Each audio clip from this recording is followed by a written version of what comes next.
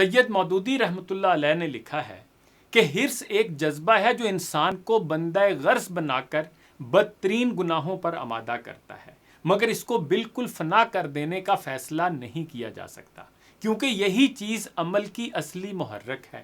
غضب ایک جذبہ ہے جس نے دنیا میں بے شمار جھگڑے اور ظلم و ستم کرائے ہیں، مگر اس سے یہ نتیجہ نہیں نکالا جا سکتا کہ وہ سراسر بدی ہی بدی ہے اور اس میں کوئی فائدہ متصور نہیں ہے، کیونکہ یہی چیز دنیا میں امن و امان کی ضامن ہے، ورنہ بدی و شرارت کی قوتیں اس کو تباہ کر ڈالیں۔ بالکل یہی حال ان جذبات و ملاقات کا ہے جو لطیف اور افضل سمجھے جاتے ہیں۔ ان میں بھی جہاں بہت سی خوبیاں ہیں وہاں بہت سی خرابیاں بھی ہیں۔ شجاعت اگر حد سے بڑھ جائے تو تہور اور حماقت کے درجے تک پہنچ جاتی ہے۔ دور اندیشی اگر افراد کا پہلو اختیار کر لے تو بزدلی و نامردی بن جاتی ہے۔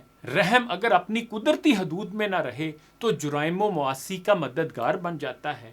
فیاضی اگر حد سے گزر جائے تو اسراف و تبذیر کی صورت اختیار کر لیتی ہے۔ کفایت شعاری اگر زیادہ ہو جائے تو بخل اور کنجوسی سے بدل جاتی ہے۔ محبت اگر اپنی حدود میں نہ رہے تو انسان کی عقل کو اندھا کر دیتی ہے۔ مروت اگر بے موقع استعمال کی جائے تو بدکاریوں میں جسارت و بے باکی پیدا کر دیتی ہے۔ حلم و بردباری اگر بے محل ہو تو گستاخی اور ظلم کی محرک بن جاتی ہے۔ فروتنی اور انکساری اگر بے محل ہو تو خودداری و عزت نفس خاک میں مل جاتی ہے۔